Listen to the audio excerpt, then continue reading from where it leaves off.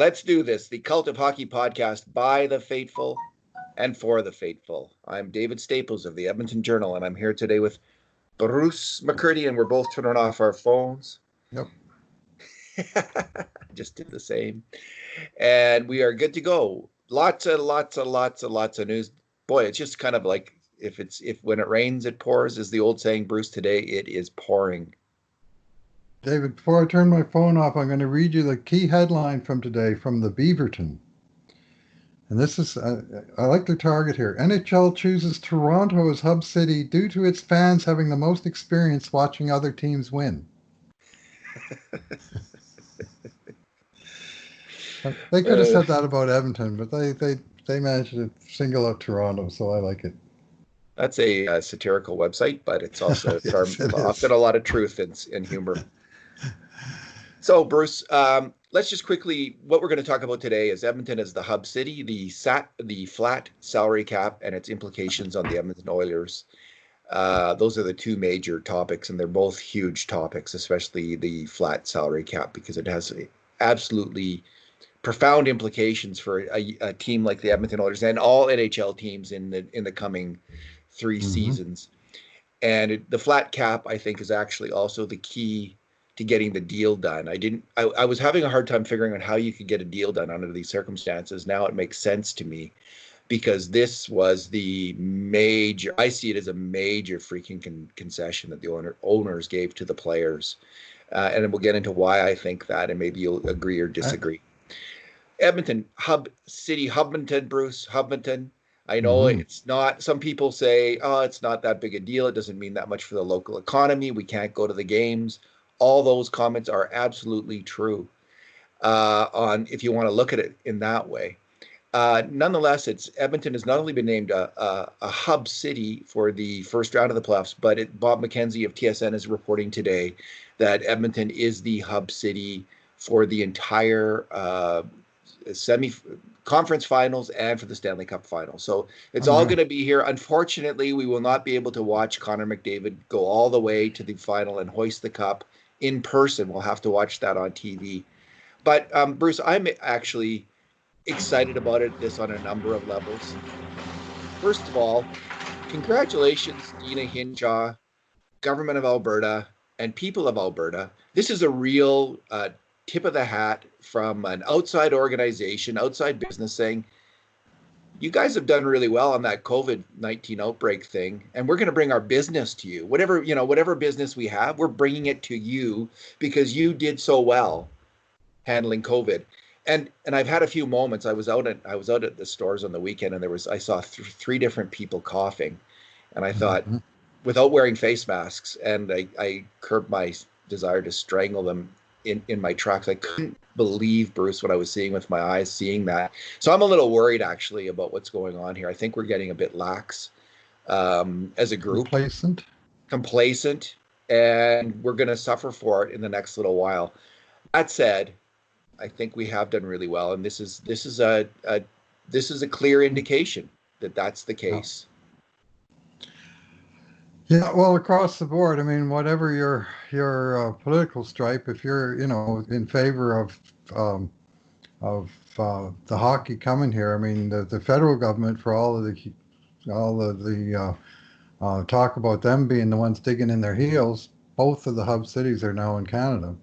So obviously, whatever those roadblocks were, and nationally, I think the key issue here is that nationally, Canada is doing a lot better than the United States, and the NHL, it took a lot for them to not put either of the hub cities stateside.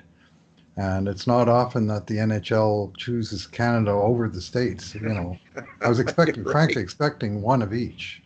But for both of them to be in Canada is it's either a feather in our cap, or it's a statement of how grave the situation is becoming south of the border. And that has me concerned as to whether these games will ever get started, frankly. It's that big training camp hurdle, phase 3, that we have to, 5 lawnmowers driving right by my house, five of those little powered lawnmowers driving up the street like a phalanx. Anyway, that was the noise. getting through those training camps in those various cities or however they're going to do it, that is going to be the big hurdle. I know Kurt Levins wrote about that, and I have the same misgivings of how do we get from here today to there being the end of the month and games actually starting at Edmonton's downtown arena. And a reasonable concern, and to put a slightly different spin on it, maybe the good news was the 15 players who tested positive, including one of them getting named in Austin Matthews. Maybe that's the wake-up call that NHL players needed. We're seeing a lot. We're seeing, there's always the people who there's negative people who don't want this to happen, and there's players. We hear rumors of players who aren't keen about it, but we're also hearing players like Quinn Hughes who are just super keen to get going. And for those players, and I think that feeling is honestly, I think that's going to predominate on most of these teams for a number of reasons, both economic and competitive. These guys want to get going. That having that many players test positive, including Matthews, was a huge wake-up call. And if they weren't taking it seriously before, it's time to get serious, boys, could be the message in the dressing room. And, you're not going to go out anymore. You're really going to, hibernate in your little man cave for a while. And we're going to get through this because a lot of money is riding on this. A lot of money is riding on this, players' money. And that's got to be sinking in. Like if it isn't sinking in, then they have rocks in their head, because a lot of money is riding on this for the owners and for the players, millions of dollars. And for the players, the owners are going to own these teams for however long, right? They can probably ride this out.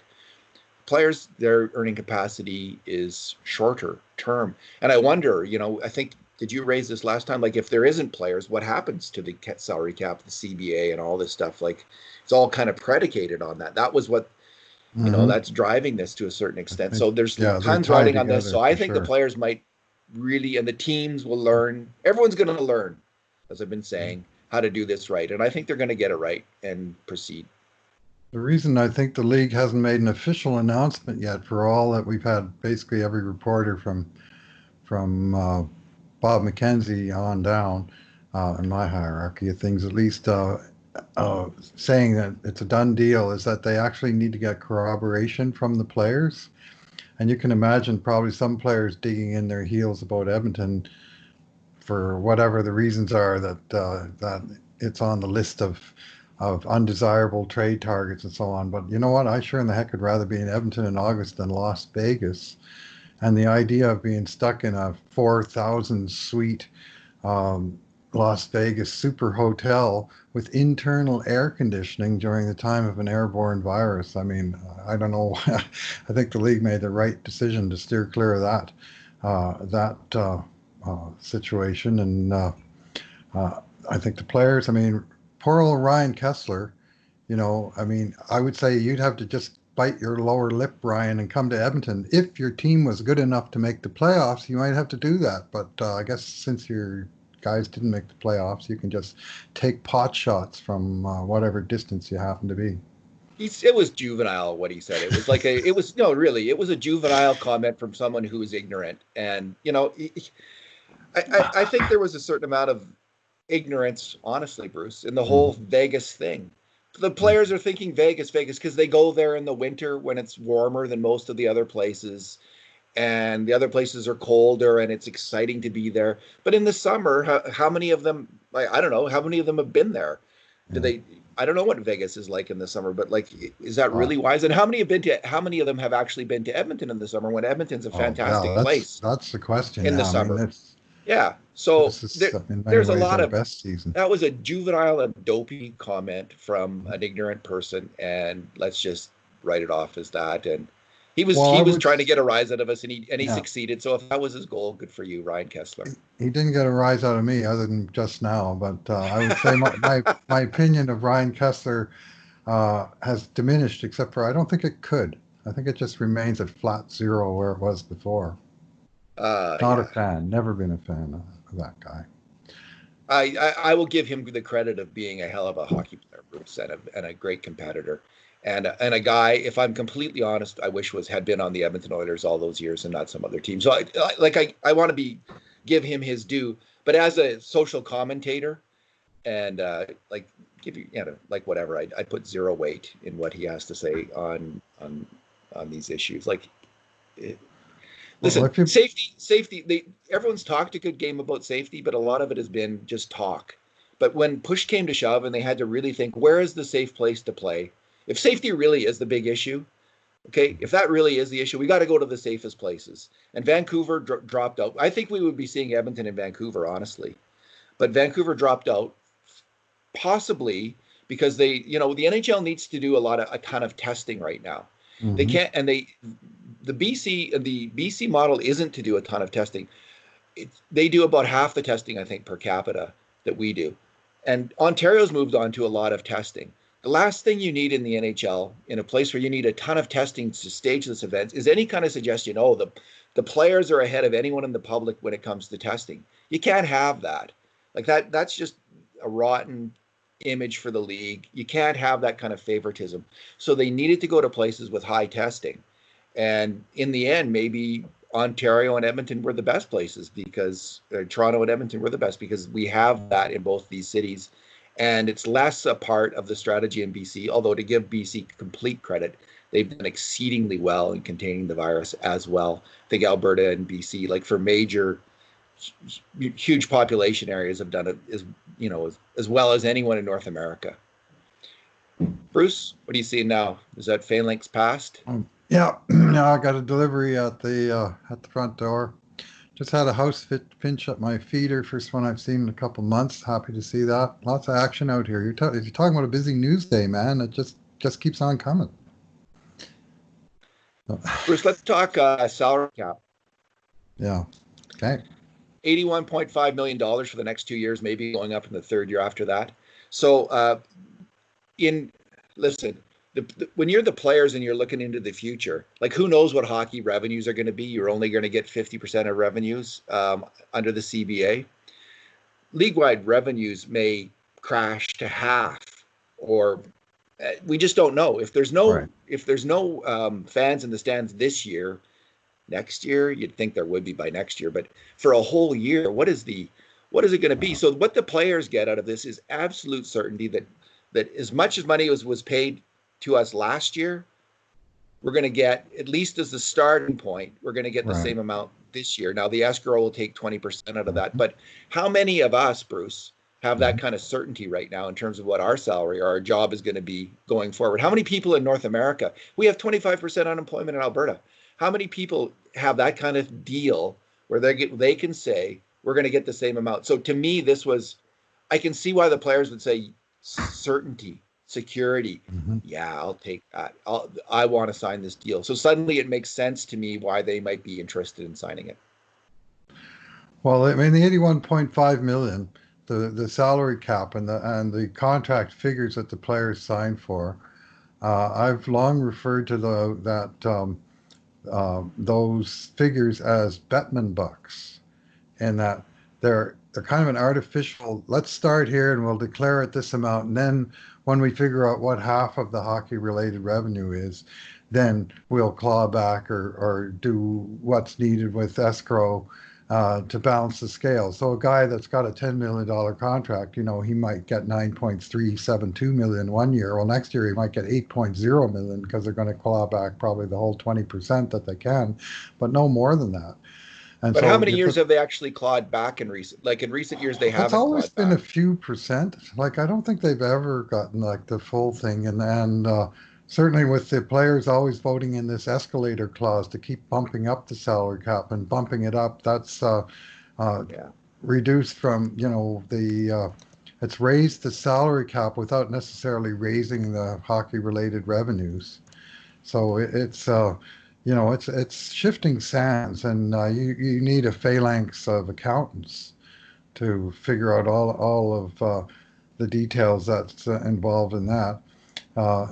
And of course, I say hockey-related revenues where the 50% comes from. And this is where the crux of the argument from Artemi Panarin the other day, talking about how the owners' equity in the franchise is just going up, and that is completely separate from hockey-related revenue. So they're earning on both sides of the equation, and that's where that was. And I'm not sure that all these players have a, you know, a full understanding of all the accounting that's going on. But I know hockey players for a long time have the general feeling that they're getting taken advantage of by the Oilers or owners, and there is certainly plenty of evidence that that does happen from time to time.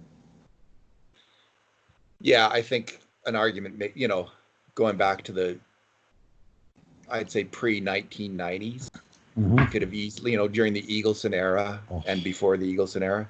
After Mm-hmm. that, I don't have a lot of, I don't buy it. Like, frankly, I don't buy it. And I thought, again, I had zero sympathy for Panarin's Mm-hmm. Yeah. concern. Like that he's going to have, he might have to pay 20% escrow on his 11 million because the league's revenues have crashed by 50%. Suck it up, Buttercup.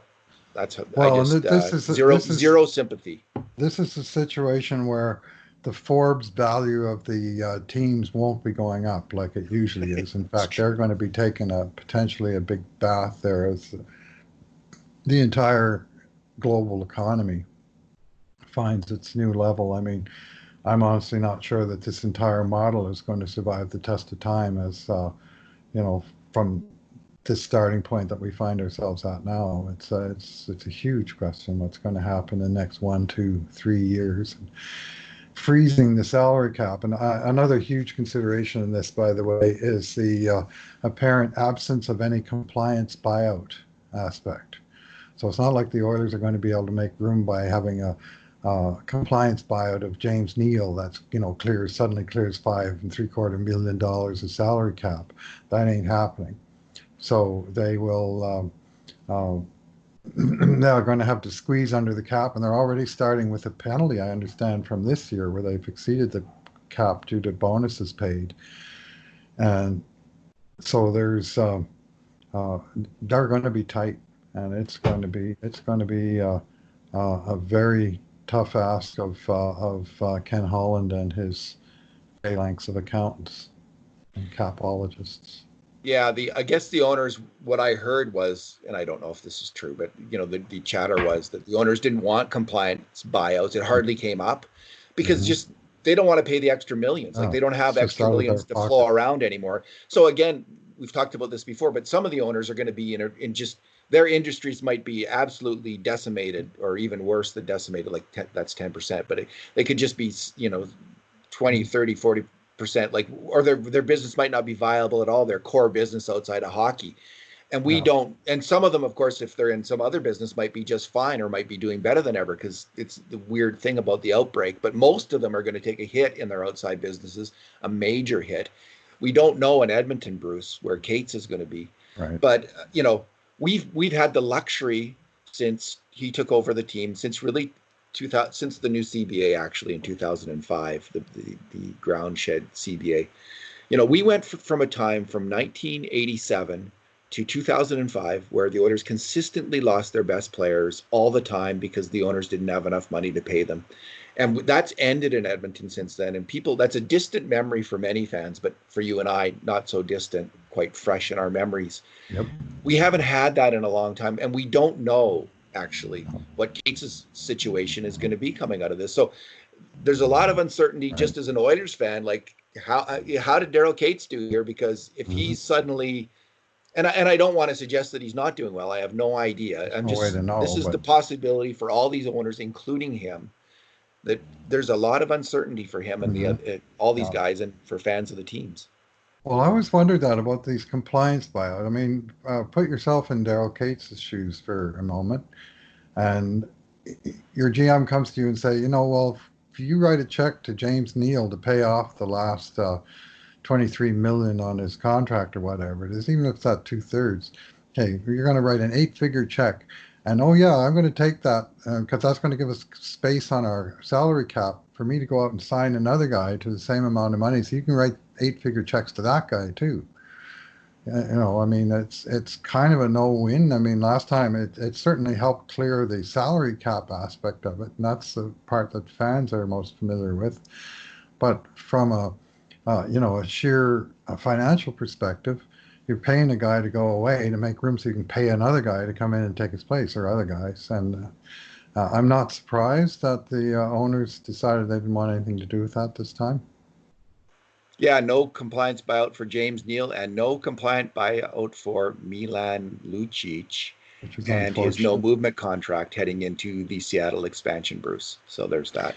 Yeah, So well, that would have cleared the 750,000 that the Oilers retained on Lucic. So I mean, I was hoping Calgary would buy him out, frankly, just to make that go away. But fair enough. anyway, there's Uh, lots of little strings attached to these things. so they have about $10.5 million, Bruce, it looks like, and they've got a bunch of players to sign. Andreas Athanasiou, Riley Sheahan, Tyler Ennis, Patrick Russell, Mike Green, Matt Benning, Ethan Bear, and Mike Smith. So Wow. that's a lot of players, but it's not. It strikes me. Well, first of all, we don't know. The playoffs are going to change everything in terms of the bargaining position of these players, or at least they're going to change things significantly for many of them. If Andreas Athanasiou suddenly steps up on a top line and is getting a point a game in the playoffs, suddenly Hmm. he goes from, maybe he's like a $5 million a year winger or a $4 million a year winger. Like if he really aces it, let's say he has a Fernando Pisani 2006 kind of playoffs where he just comes Hmm. alive, suddenly, given his age and he going for his hockey skill set, he could become a lot more expensive. But if he flops, suddenly he could also conversely become a player where the Oilers think, geez, do we even qualify him at 3 million plus? Like, do we Hmm. not qualify him and then try to sign him at 1.5 million or something? Right. So, but within the money that they have and the Hmm. holes that they have on the team, I think there's enough money this coming year to find the necessary pieces, spare parts. There isn't money though to splurge on a big free agent like Taylor Hall, or let's say Robin Lehner, the goalie. Maybe they'd want him. I don't see splurge money there now. I know a lot of people think the Oilers are going to make a run at Hall, or want the Oilers to take a run at Taylor Hall in free agency. But Bruce, and it gets even more complicated a year from now, because that's when Adam Larsson, Ryan Nugent-Hopkins, Kris Russell, and Kyler Yamamoto will all need Oh. new contracts. So I just think the Oilers are out of, unless I'm wrong, unless I'm not seeing something correctly here, I don't see how the Oilers can sign a major free agent in the next 3 years. Well, maybe it's just as well, given the terrible track record they have in signing major free agents in the past. Not just them. Yeah. No, no. I mean, it's a league-wide concern. I think we've already seen something of an adjustment in that market, but it's just the internal thing, and some of it's just the luck of the draw. I mean, the luckiest guy on the Edmonton Oilers today is Zach Kassian, I say who that. Yeah. signed a 4-year, $12.8 million extension at the end of January. And if they had just played that, stretched it out like they do, like they have with Matt Benning, for example, or other players, where they get to a point where, okay, we'll take him to the end and we'll negotiate down after the season's over. He would not be getting 4 years, and he would not be getting 3.2 million per year. They would just be coming back at him with, okay, Zach, we like you, and we're going to give you a 2-year offer at the same money, or a token raise, but we can't go that much. But because that deal is signed, he's in the pink. And whereas on the other hand, Matt Benning doesn't have a contract, Ethan Bear doesn't have a contract. I think in the case of Bear and many players of his ilk, guys coming off of their entry-level contracts that have proven themselves, don't have arbitration rights, that we're going to see low-ball 1-year bridge contracts to take them at least to their arbitration. Like, the players just don't have a lot of negotiating room at that point. And I mean, they'll give them a raise, but I don't think you're going to see some of the money that's been bandied around in some discussions of what would be an ideal situation for Ethan Bear. I mean, ideally, you sign the guy long term and you pay him, but I just don't see that that's going to happen in this situation. You see, let's say the Oilers were able to, let's say they decided not to bring back Athanasiou, and they could move Kris. They found a way to move Kris Russell out, Good and they luck with brought that back now. instead of Mike Smith, a cheap goalie. That could free up the money to sign Taylor Hall for 1 year. Like, I can see that could work, right? You could do that. You could, if Taylor Hall was, not going maybe for top dollar. But what about the next year then? Mhm. You know, what about when you have to get Yamamoto signed, when you have to think about more money maybe for Caleb Jones, Ethan Bear, not Evan Bouchard yet, but Kyler Yamamoto. If you splurge on, and I call it a splurge because that's how I view it, on Taylor Hall this year, you're saying goodbye to maybe Kyler Yamamoto the next year.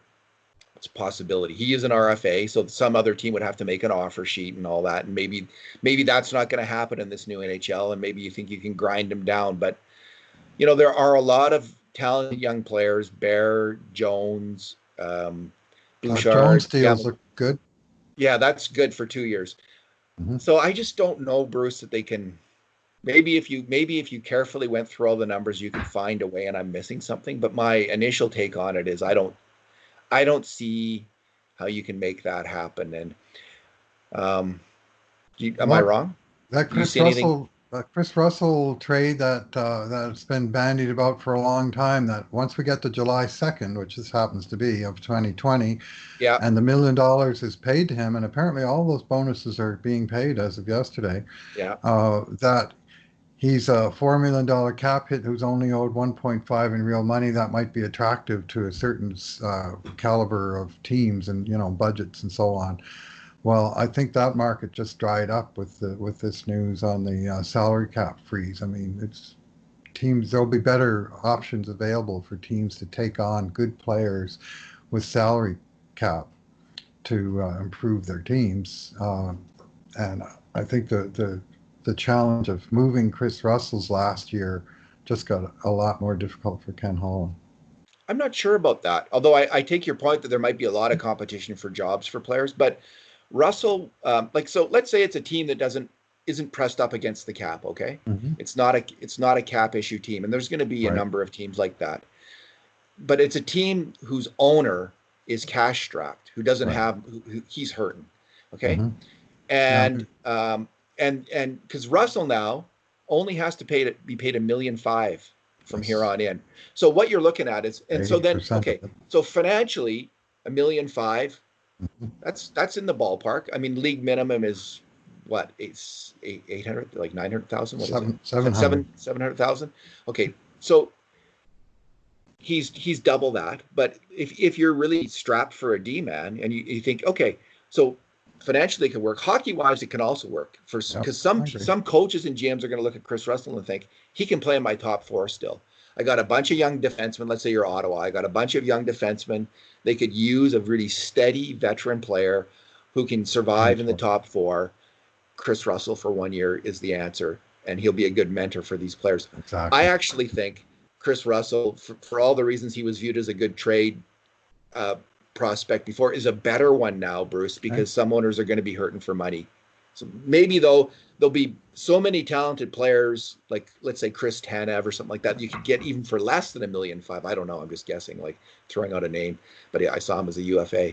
Um, Maybe you could Yeah. get someone like that for Yeah. even cheaper. So there's a better. But I actually think his value just, it's kind of like the Lucic thing next year. You got to think hard. Like, is there someone out there who's going to bite? And I say the main hang up for Chris Russell in terms of getting traded isn't the other teams don't want him. It's that Chris Russell has a no trade clause. He can only go to one of 15 teams. If he picks 15 teams right up against the cap on his the only teams I can go to list, that's going to really complicate things, because then it's going to have to be a Mm-hmm. salary for salary trade, Mm-hmm. and that makes it more complicated for the Edmonton Oilers. Maybe they trade for a goalie for Russell then, like maybe Mike Smith doesn't come back and they trade for a goalie, like that's a possibility. Like, Mm-hmm. but if Russell doesn't want to trade, I think a trade Yeah. might not. It's up to him, I think, which is fine. He earned that right. He got that no trade clause. It's up to him. That's the deal. I want to go down the list of players, Bruce, unless Okay. you have something to add. But I want to go down the list of players, and I want a yes or no based on their current play. Let's pretend the playoffs are going to happen, but whether you think they would be back with the Oilers at this point, on a reason, like if you think they're on the Oilers' plans going forward, just based on Right. right Okay. now, which Mm-hmm. is kind of an artificial construct, but we'll do it anyway. Sure. Okay, Tyler Ennis, yes or no? Uh. Yep. Yep. 1 year cheap. Yeah, me too. Patrick Russell, yes or no? Uh, I'm not against 1 year minimum as before, but I'm not sure he's going to make the team. I So don't think he's he's in the not. margin. Yeah. Yeah. Riley Sheahan, yes or no? That's all on the dollars. If he's holding out for 2 years at 2 million, as one rumor had it, I don't think it's going to happen. The whole reason he was so helpful to the Oilers this year was the bargain contract that he had. $900,000, and he delivered. More than that, and he does deserve probably a raise. But 2 years, 2 million, I don't see that. And so he's. I would have the player back, but it's all about the contract. Completely agree. And given, I mean, I heard McDavid's agent Jeff Jackson saying, the bad news for players is you're gonna, if you get an offer, you're gonna be taking it because Hmm. it's gonna be a tough Yep. market for you. Yep. So I think Sheahan's thinking was tied to the old world of the NHL, and if he doesn't adjust his Right. expectations, he's also a no. There's going to be other players the Oilers can sign for less than 2 million for 2 years for Riley Sheahan. They want to fill that with 1 million a For year. 1 year, we're Yeah, going to see. I think we're going to see a ton of 1 year contracts yeah, I this agree, summer. Bruce. Andreas Athanasiou, Oh boy. Yeah. Well, it hardest one. set the qualifying offer of his existing pay rate of 3 million, and he was coming around towards the end, but from what we saw in Edmonton, it was much ado about not much. But if you look at his track record, 30 goal scorer, speed burner, there's lots of things to like in the player. Again, I would say 1 year, prove it. And if I'm the team, I'm working hard on him taking a bit of a haircut to do it, saying, here are the financial circumstances, Andreas. Your qualifying offer is 3 million. If you want to take us to the wall and go on the open market, what do you think you're really going to be worth? Here's 2 million. What do you think? You know, Yeah, that might be the case, Bruce. That said, I think he's a yes because Holland paid dearly for him. mm-hmm, Two 100%. two second round draft picks. So that dynamic, and he knows the player. He felt enough for the player Right, to trade for him. He's not going to be discouraged by 9 games or whatever it was in Edmonton. right. I think he's a yes. I think that now that doesn't preclude them trying to grind him down a little bit, like to agree to like, well, we'll give you 2 years at 2.5 or Right, 2 years at 2.4 maybe, like, and give right. him an extra year on the contract, see if that works. Like, Mhm. so I'm not. So I say a yes, but there could be um, a qualified yes. Okay, Mike Green, Uh, Only got a huge haircut for me. I mean, minimum he was contract. $5.3 million last year. The Oilers are only paying half of that. They also sent Kyle Brodziak's salary the other way, so his cost to the team was 1.5 this year, like a pro rata of 1.5, and that to me is an upper limit. And I'm hearing, well, he's a veteran with all this stuff, he's going to cost 2 or 2.5 million. Well, if that's what the cost is, then let's move on. Let's go after Chris Tanev, as you say. I say no. Like, Hmm. other than the fact that Holland seems to really like the player. I mean, people who are watching him in Detroit for the last year just Yeah. had seen enough. That was the consensus, and I just don't see how it happens unless there's a huge change in the playoffs. So Well, we saw two whole game, not even two whole games, because he didn't finish the second game. So it's really yeah, hard to hard to know. to place where he fits on the team. Matt And Benning, uh, I say the same. You try and bring him back. He's a case where I offer 2 years, but try and grind him on the dollars. And the reason being that if the Oilers are going to protect four defensemen for the draft for Seattle, as many think with that value contract for Caleb Jones, and also, of course, Bear, Nurse Clefbaum, uh, they have to have on their roster a guy who has either 40 NHL games next year or 70 games over 2 years going into the draft, who's under contract, not on an expiring contract like Adam Larsson, but under contract to make available to Seattle. And if they don't have such a player, then they can't protect all the guys they might want to protect. They might have to put Caleb Jones available just because they. So Does it have to be a defenseman? Yes. Yeah, they have to have at least one defenseman on their unprotected list who's under contract, who's an NHL player, right? It can't be some guy that's been in the minors for 5 years. It has to be a guy that's played in the NHL significantly in the last 1 or 2 years. Wow. There's two different, it's 40 games in the most recent year, 70 games over the 2 years to cover off a little bit for injuries and that sort of stuff. But basically a real NHL defenseman. So you bring back Matt Benning under a 2-year pact and maybe try and grind him, because you're offering 2 years and, and there's other issues, maybe say 1.5, Matt, not 1.9 or, but that is the consideration, and it's a factor in Benning's favor for negotiating a 2-year extension in his hometown. So they protect Nurse, Klefbom, Bear, and Jones under that scenario. Yeah, and they need to have. And Larsson's a UFA, so they don't need to protect him. They could, right. But he wouldn't be the. He's not under contract. Right. They have to have a guy. Yeah, they have to have a guy under contract who's played a significant number of NHL games, who Seattle can choose from. So couldn't be Lagesson? Unless he has plays 40 games next year. Okay, all right. He might. He might, yeah. Oh. So it could be in theory if they sign Lagesson to a 2-year extension, because again he has to be on contract. The contract has to extend into Seattle's first NHL season in 21-22. If they traded Russell, then Lagesson could play 40 games next year, right? And if they don't bring Benning back, so I don't know. That's a really good point, though. I hadn't thought about that. And okay, Mike Smith. Lots of strings. Yeah, Mike Smith. I think it's inevitable that they're going to bring him back for 1 year.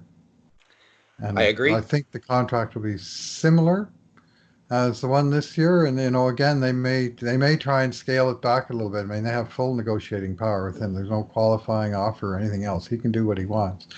But a bird in hand, an NHL team comes and say, Mike, that how the salary cap's tighter now. We can't offer you quite the same, but I think there's going to be a lot of players that stick to their existing team signing 1-year deals, and I think Mike Smith is apt to be one of those guys.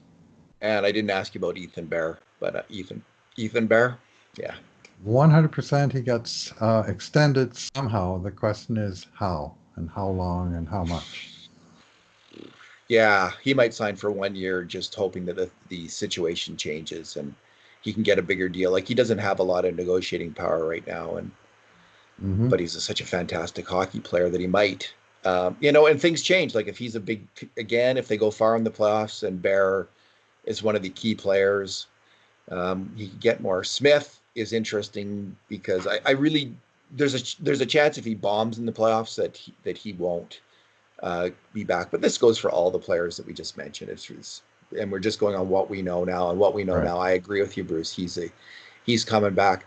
And then we get to the issue next year with this cap, with Nugent-Hopkins, Larsson, Yamamoto, and Kris Russell. I mean, this is, I think, safe to say Kris Russell's last year with the Oilers. Yes. But given all the talent bubbling up on defense, if he might still be in the NHL after this, but not with the Oilers. Nuge, it's interesting if Nuge and Larsson may sign for similar amounts in there, like under this new idea of the NHL with lesser revenues. Nuge and Larsson may sign actually for very similar amounts with whatever new team they sign with, if be the Oilers or another team. So I could see both those players, in theory, coming back. And I'm not exactly sure about this, Bruce, but if Larsson doesn't sign with the Oilers until after next summer, after July 1st next summer, and Seattle, I guess, if he's a UFA, Seattle could still take him in the expansion draft, could they? And then would he count as the Oilers player, even though he's not under contract for the next year? So he would count then. Yeah, they would get first dibs at the guy, but he would be, he would be prepared to go on the open market, a week after the expansion draft if it was under normal schedule. I mean, Las Vegas, they did draft an unrestricted free agent. The guy they got from Calgary, the the guy that started his pro career in Vegas. England.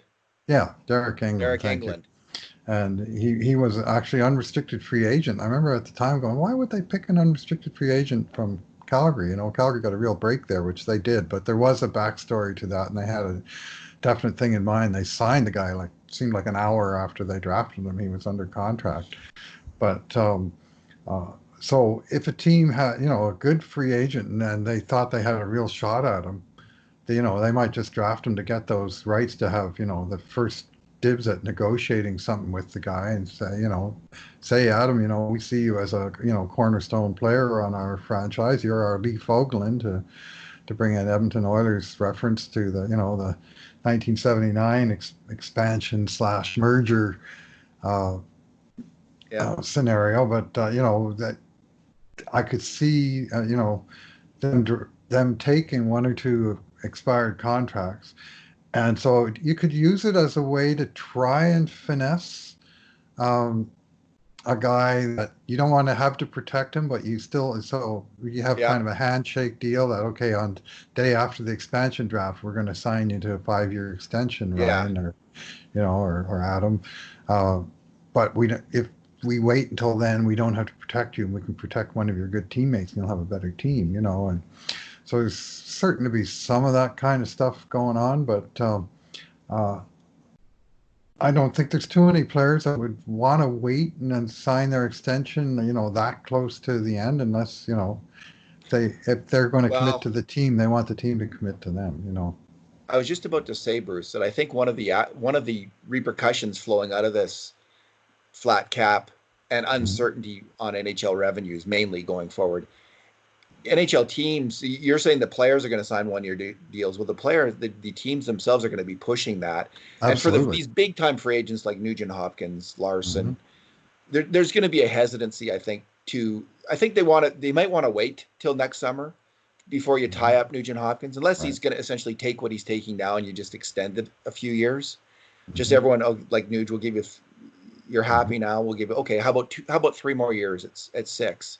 Would you take that? Maybe that happens. But other than that, I think we might just see a kind of a wait and see attitude on more likely to see that than we would have seen otherwise. I wouldn't have been surprised if Nugent-Hopkins signed a new deal under the old, if nothing had changed, if we had no COVID, he would, this summer, I think he would have signed. But I suspect we might not see him sign now until later on and until everyone kind of susses out the situation.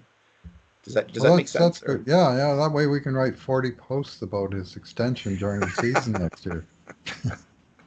Raging. I can't wait. Yeah, neither can the faithful, Bruce. They are looking forward to that. The endless discussion. The endless discussion. Well, we're still talking about signing Taylor Hall, for goodness sake. We've already done it on this broadcast. 4 years now he's been gone, and he's still in the conversation. Yeah. Yeah, he haunts us still.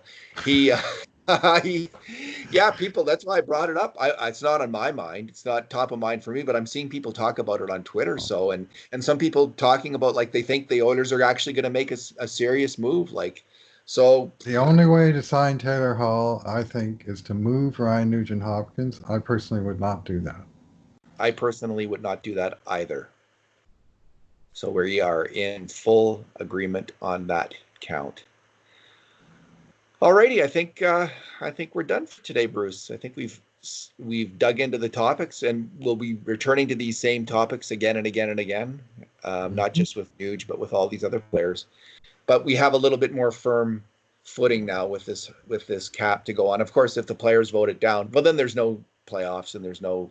Who knows what happens then? If they're not going to vote it down, so they won't. I don't think there'll be a vote down. I do think some players will opt out, and we'll see how many there is. I mean, this whole playoff scenario, there's a bunch of questions over it, and I mean one obvious one,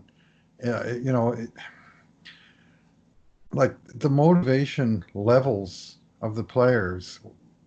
Typically in NHL playoffs, they're ramped all the way up to 100 in terms of their compete level, even though, they get paid for the regular season, not the playoffs. I think this year there's more mitigating circumstances. They're playing under strange circumstances in a strange city where winning means another 2 weeks away from the family in this locale. I mean, that's consistent with playoffs in the past, but more so. And I just think the environment of the games without the fans, everything's going to be so strange and different that I'm really interested in the integrity of the competition in terms of everybody bringing their absolute best. And then you also have this other factor, which doesn't necessarily affect the players directly, but it's underlying where the teams that lose in the play-in round have a 1 in 8 chance of getting Alexis Lafreniere, and the teams that win in the play-in round have a 1 in 16 chance of getting the Stanley Cup. So you have twice as good odds of getting the first overall draft pick by losing that series as you have of getting the Stanley Cup by winning that series. And that's just assuming that all the teams in the subsequent rounds are equal. So a weak team that's almost certain not to win 5 series in a row, their objectives are somewhat compromised by this sort of advanced knowledge that number 1 pick is hanging out there. So that complicates the picture too. Yeah, so I don't have those concerns, Bruce. I just think they're going to get together as a team. They're a bunch of young guys. They want to win. They're highly competitive. The GM may have those thoughts. The players will not have those thoughts. And I think actually it's going to be a cult-like atmosphere of isolation, team, compete. No distractions if the families aren't there. And I think actually we may see the competition will be different, but it may be better. It may not necessarily even be worse. We may see this weird thing where it's like it takes on a different meaning for everybody. And that it could, I can understand the concern that people have. I think that's a fair comment. But my own take is we're going to see cult-like ferocity in these games, isolated players, nothing on their minds but hockey, feeding on each other and going at it. And also, I guess they probably won't have much contact with the other teams in the hotels and stuff because they're all segregated. But, it's going to be weird. And it's going to be, going to be the playoffs. No one is ever going to forget. No fighting, no yelling at the refs, no spitting. I mean, there's going to be a bunch of things that are going to seem strange. You can't yell at the ref. Yeah, you're probably right about that.